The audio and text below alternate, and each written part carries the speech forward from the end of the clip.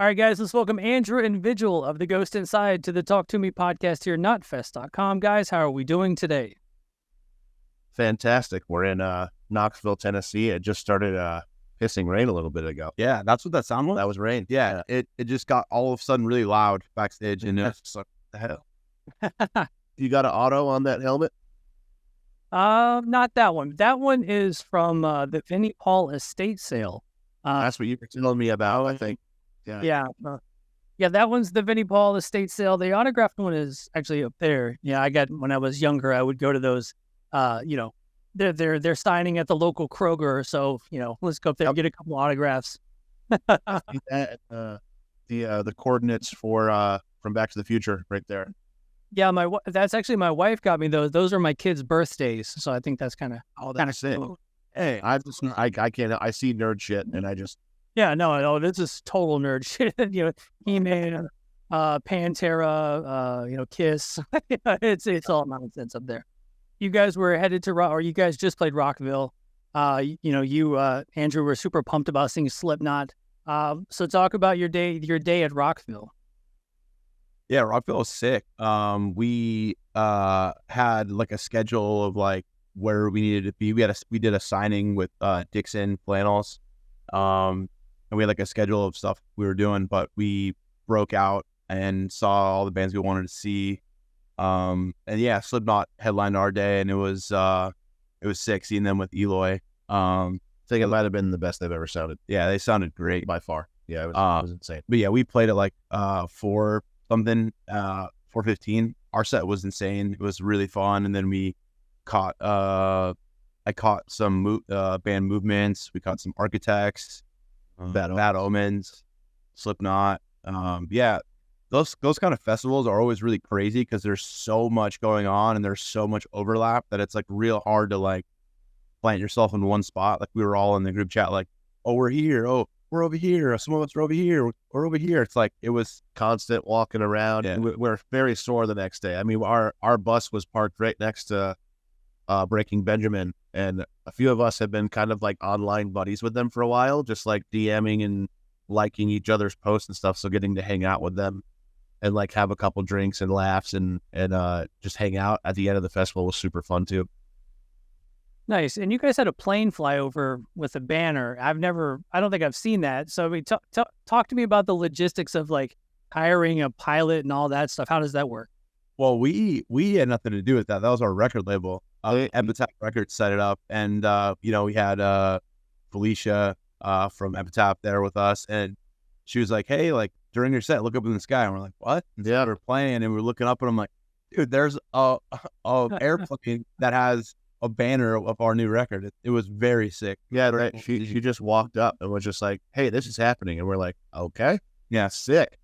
And then I think it was actually supposed to fly by after the set, but it flew by like the last song or two. Yeah. So we just see a plane dragging a banner up in the sky that says "The Ghost Inside, Searching for Solace, out now." Pretty cool. Yeah, that is wild. Yeah, that's crazy that they didn't like you in like months ago. You assume something like that's going to be hey, by the way, what do you guys think about this? I think they knew that they were going to, like, Felicia was going to be there. So it was cooler to her to tell us in person and like us not know about it and like, oh my God, that actually was a cool little surprise. That was sick. Yeah, I don't think I've seen that before. Like I don't know if that's a thing or I'm just not paying attention enough. And I've seen it before at festivals. Yeah. I just don't think I've ever seen it for us. Like that was our first time. Yeah. Yeah. Typically like the local grocery store or something, they might do something, but I don't think I've seen a band do that. You guys actually just, talked about it, Searching for Solace, out now. The one thing I noticed when I was at the show the other day was how the new songs all kind of popped. Like the room, normally new songs, time to go get a beer, or something like that. But like you guys threw out some new songs and like the crowd went nuts. So I feel like the album is definitely, catching on to the Ghost Inside fans. Yeah, it's doing really well. We've been really excited to be able to play new stuff. Obviously, it's always exciting for bands to do that. And the reception has been overwhelmingly positive for all the songs. Like we got, we got some heavy ones, we got some melodic ones, and people are singing just as much as they're moshing. And, it's like every single song has been great. And it's just exciting to be able to have a record out where people are like, I love this song. I love this song. I love this song. I love, like, all the songs are someone's favorite songs, you know? Yeah, we sort of curated this tour's set list with knowing we were playing all of the new singles, the four new songs, and we just sat there and we're like, well, that's a lot of new songs. We should give like the core classic fans some like throwback old stuff. So we've been playing a few like really, really old songs.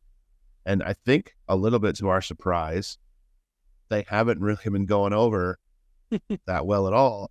And the new ones have. And I feel like we chalk that up as like a pretty good problem. Like, right. Like we're happy that the new stuff is doing so well. Yeah, it's streaming well. The reception's been great, and it's super.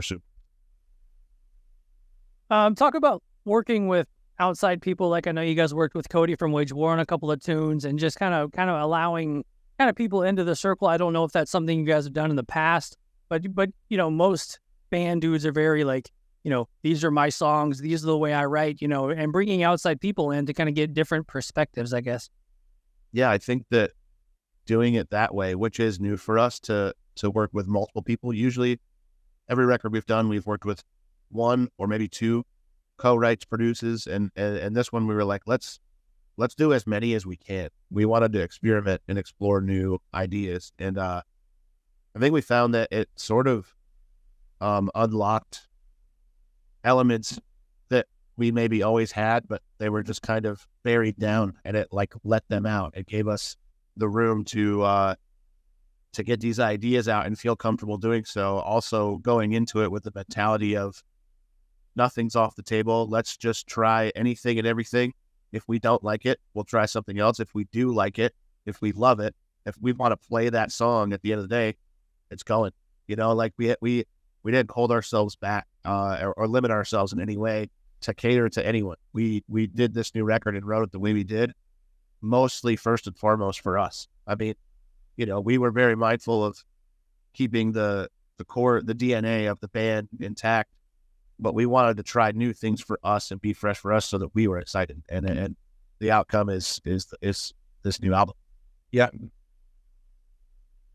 When it comes to writing drum parts, obviously losing, you know, part of your leg, does that, are you limited at all to like when you come to like, I just need to do a 4 on the floor stomper here, or are there limitations, I guess, to your drum parts at this point? There certainly are. I'd be lying if I said there weren't. Like there's some things that I just like am not confident enough yet with my skill level, because I'm still ever learning this, how to adapt and play like this. But when we're writing, there have been a few times where I'm like, oh, maybe we just I dumb this drum part down a little bit, like at least the kicks, and just simplify it more, just to make it, because I didn't want to put anything on the record that I couldn't do live, right? So definitely was mindful of that, but for the most part, I mean, it feels like me doing me on the record, which is awesome and freeing as well. I think that it might actually work in your favor to kind of pull back and make like just more simplistic drum parts to where, you know, they're a little bit more palatable to like just a regular Joe listener. You know what I'm saying? Like you're not trying to be Danny Carey back there, you know? Absolutely. I think that it turned out that way for sure. And I think it was for the best anyway. So it worked out. Vigil, this many albums, this many songs, this many years into the band, you know, when it comes to sitting down and writing lyrics and writing, you know, melodies and vocal parts, man, is it tough on you this many years in, or are you still inspired daily? I think it's just growing, you know, like getting older and experiencing new things and going through different stuff. And there's always something to write about, you know, like, the well does run dry at times, but you get inspired at certain times. You go through things and you want to write about it. You want to get it down and get it out. But, with this record, specifically, I experienced a lot of feelings I've never felt before with you know, we spent so many years. I'm a very extroverted person. I like being, you know, having the connection and just chatting with people and being in all that. And then our accident happened and it took us off that for a long time. And then we worked so hard to get back to it. And then right when we get back to it, the pandemic happened and just tore everything apart for everybody. It wasn't just us, but that like back and forth really tore me apart and tore my brain apart. And having to experience the pandemic was tough. It was tough for everybody, but like it was tough for me. And I experienced a lot of things and went through a lot of psychosis of my own, dealing with where I was and what the future held and the uncertainty. So that opened up a whole lot of things in me to be able to write about stuff. And I think without that experience, the record wouldn't have come out the way it did. I think that it would have been a lot more like what's the word I'm looking for? Like a lot more like linear and not as like kind of back and forth and up and down and that kind of stuff. And it is hard for sure. I think 6 albums in, it's like we have, I don't know what, 80 something songs, by now. It's like, it's hard to, keep getting inspired and thinking of new things, but you just have to be open to experiences and writing about stuff that maybe you're not comfortable with, but it's for the betterment of the band and for the betterment of yourself to get it out and get it on paper. I didn't want to dwell on the accident too much. I know you brought it up there, and you even brought it up live, which I was like, oh, okay, like they still, like, this is still a thing, like we're talking about. With the accident, is there a point where you don't want to be the accident band? Like you just want to be the ghost inside and not have to talk about the accident? Yeah, no, I think that it's always going to be a part of this band, right? I mean, it's such a monumental thing to have happened, and the way we've come back, it's a huge story. And on top of that, I mean, we already have always been a band where our message has been positive, fight back, don't let anything defeat you, overcome everything. So it almost just plays into the already existing ethos of the Ghost Inside anyway. And it's always going to be there. And it really, people see us go up on stage and perform, and it inspires them. And we are open and enjoy helping people get through whatever they're going through in life. And us just simply existing and getting up there and doing that in spite of the accident, it is going to keep people moving. And that's what we're here for. So I don't think that, I mean, I have no idea. I hope we have many years left of the band, and I don't foresee us getting tired of it necessarily anytime soon. But yeah, I mean, we're always going to be proud of ourselves for coming back and being able to do it still. And it's just part of who we are. And we're not ashamed of that. We're not sick of it. It just is how it works. You know what I mean? Yeah. I think that, like, obviously someone going through something like that, like outwardly you see me and the other guys besides Andrew, you can't really tell unless you're involved in chatting and talking with us. But like, you see Andrew and he's been through something, so it's not something we can ever escape. Like seeing a drummer walk out on stage with one leg, something happened to him.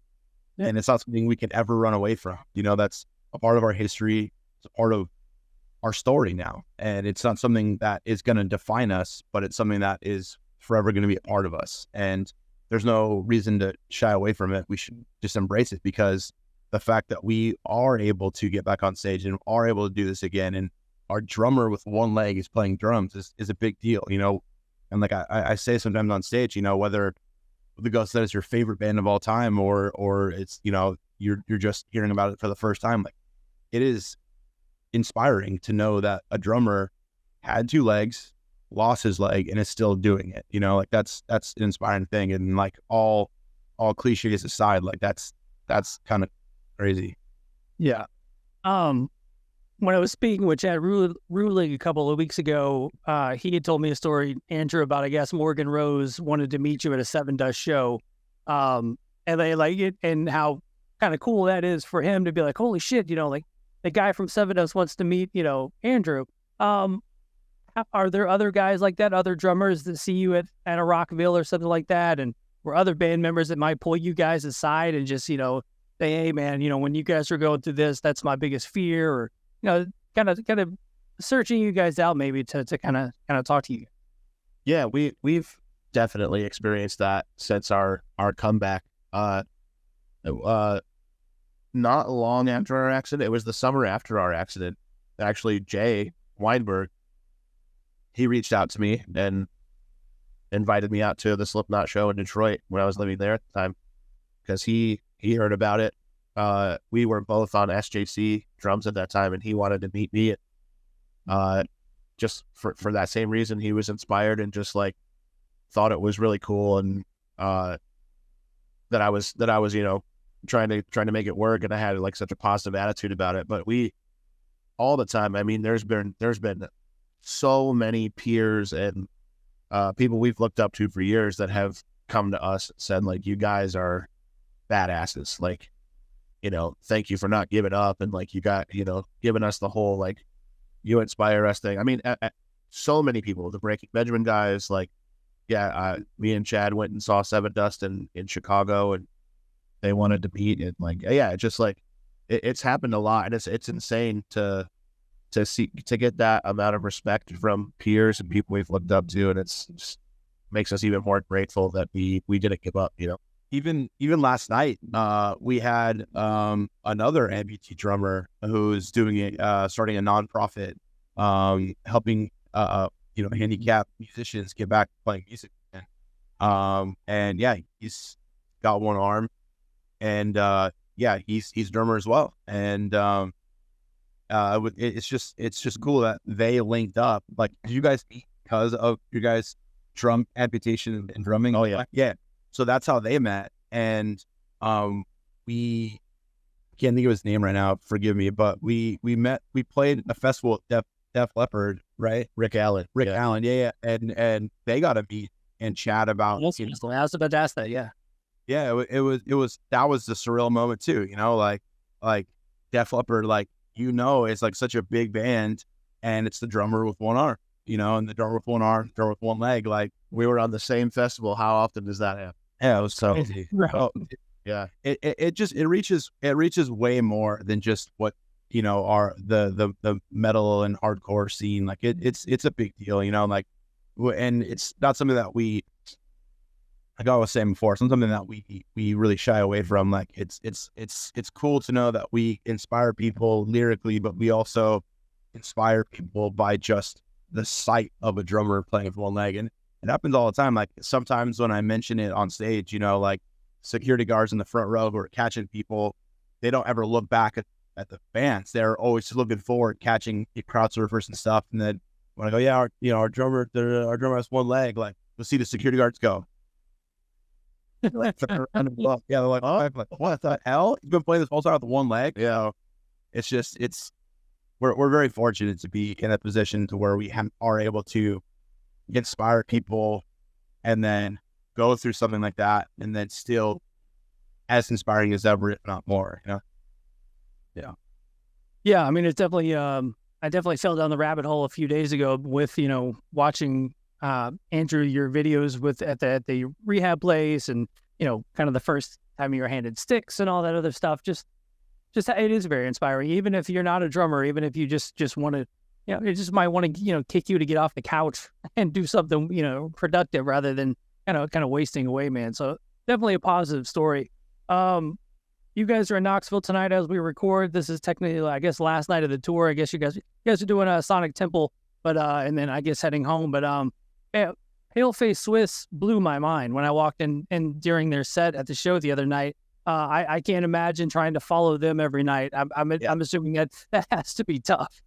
It's definitely been tough, man. Like, they are just, they're young kids full of just energy, and they just bring such a fresh and aggressive sound to the tour. And it's definitely tough following up those guys, because they're early 20s, just playing so much energy and heavy mosh music. And then it's like, right now we, late 30s, early 40s have to follow that up. Like, when it pumps us up, it makes us want to bring it. Oh yeah, for sure. Dude, their singer, like, whatever it is, he has it. I was just like, Zelly, he's a stud, man. Yeah, he's really good. Yeah, crushing. Bleed from Within and the Great American Ghost. two ghost bands on the same. Yeah, you guys are a rep. I just realized we're both wearing bleed merch. Yeah, we love them. Talk about just touring with those guys. Any good stories? Maybe commingling with the other bands. Oh man, it has been really, really good hangs. Everyone on the tour, it's been nightly just, silliness on each other's, buses and bandwagons, and just everyone kind of has the same dumb sense of humor. And it's been really, really, really fun times. And it's going to be a bittersweet night tonight when we have to say bye to these guys. A couple of them still have some headlining shows coming up. So make sure to see where they're playing. They might be coming near where you're at, and it's gonna be bittersweet. We've had a lot of fun. And I feel like this tour has flown by so fast. Yeah, I can't believe it's over. Yeah, we've been on tour for almost a month now, and it feels like it was like a couple weeks. Yeah, it feels like it was just like nothing. Yeah. But yeah, like Andrew was saying, this tour has been great. Like, we've been friends with the Great American Ghost for a while. Like, so it's been fun to tour with those guys again. And then Bleed From Within, we knew through like friends of friends and saw at festivals and stuff. And this was our first time like getting to play with them outside of just the festival circuit. And like, they are such great dudes, like so much fun. And they're from Scotland, so obviously they speak English, we speak English, but it's like so funny, like the little like quirks and like mannerisms and stuff. They did a thing called Scottish Words with American Friends, and we were the first. I watched it. Yeah, you're the first band to be a part of that, and it's just silly. And it's like that the whole tour. It's like not even just like for show, for a video. Like, that's really how it is. It's just fun bullshitting. I just want to shout out to Scott Kennedy, the singer from Bleed From Within. He can make a mean toasty. He can. Very good toasty. Oh yeah. And then Paleface, dude. Like, it's like I was saying, like they're so invigorating. Like, seeing those guys and just giving it their all every day, and they're just super nice kids from Switzerland. And again, we played festivals with them too. And like, as soon as we saw them on stage, we're like, we got to tour with this band. We got to bring them out. Like, they are going to crush in America. Like, another thing, as well as Zelly specifically. I mean, I've had one-on-one talks with him on this tour, and he's just hungry. He's full of determination, like to take the band and just make it as big as possible. He was always asking questions and kind of advice, because when our accident happened, I mean, Zelly told me he was 14 years old. That's crazy. He was just a kid. Paleface has been touring for a couple years, and he's very inquisitive, and he wants to take the band far. So it's cool to see, these young guys who are so hungry and determined to get out there and make it and grind it. And it's just awesome to see, because they're going to go places. Yeah, this package has been incredible. This tour has been so much fun. The hangs have been so great, and every show honestly has been great. There's not one show that I look back on and I'm like, that could have been better. Like, all the shows have been so awesome. Like, crowds have been great, bands have been great. Like, this tour was like well exceeded my expectation of like what a tour could be like.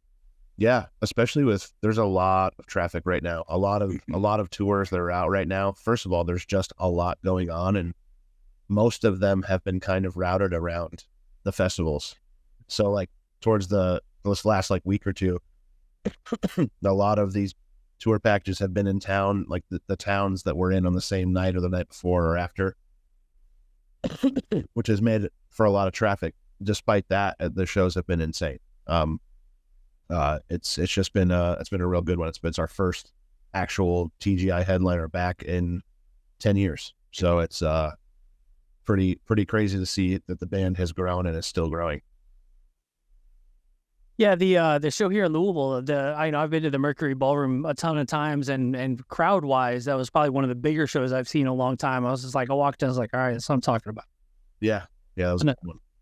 Yeah, it's cool coming back to a place like Louisville where you don't go to Louisville on every tour. You hit like a lot of the major cities, but you don't always come to some cities that are a little bit out of the way and stuff. And we were fortunate enough to play Louisville on our last tour with Under Oath on the co-headline tour we did, and then to come back on our proper headline tour with that's just us headlining was awesome to see. A lot of familiar faces and a lot of new people. Like, a lot of people I asked the crowd, I'm like, who's first time here, and like, it was cool seeing like the people who were into all the songs, were into the older songs, and then it was cool seeing the people who only knew the new stuff, like who got into the band from like a Wash It Away or got into the band from like Death Grip and stuff. And like, so the fact that we're still able to do this at this like capacity, this stage of the band's career is really amazing. So just like, what are the next few months like for the Ghost Inside? What do we have up next after Sonic Temple? We're home for a week, and then we fly over to England to play the Slam Dunk Festival. There's one in the south of England and then one in the north of England. So it's 2 days out there. And then later on in the year, we're going to Australia in September. Is Australia before Europe?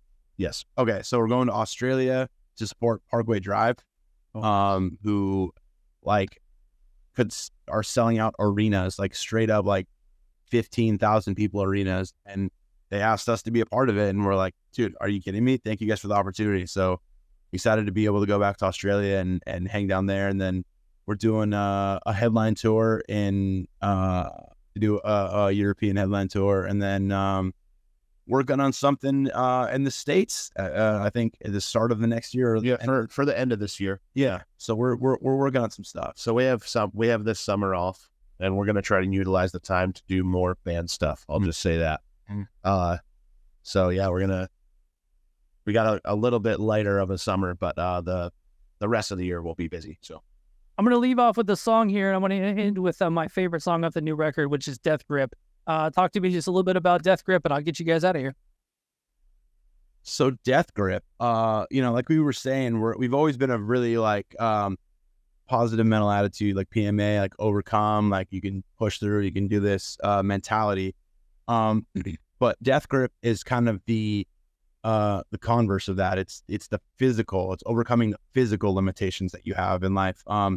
Obviously, it directly correlates to us and our accident and getting back to music, but it's about pushing through the physical and realizing that you are physically stronger than you think you are, and just unbreakable, and just about how the only way out is just pushing through it.